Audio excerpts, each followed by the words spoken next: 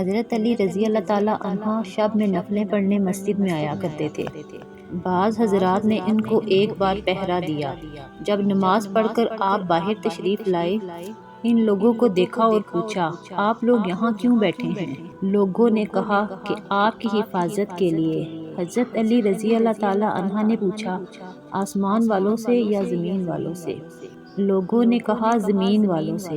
ये सुनकर हज़रत अली रज़ी अल्लाह ताला अन्हा ने फरमाया, जब तक किसी बात का फ़ैसला आसमान से नहीं हो जाता, इस वक्त तक कोई चीज़ ज़मीन पर रूनुमा नहीं होती। और फरमाया, और बेशक हकीकत ये है कि ईमान की लज्जत कोई शख्स इस वक्त तक नहीं पा सकता जब तक ये यकीन न कर ले जो कुछ अच्छा या बुरा उसे पहुंचा है वो हटने वाला ना था, और जो इसे नहीं पहुंचा वो पहुंचने वाला ना था।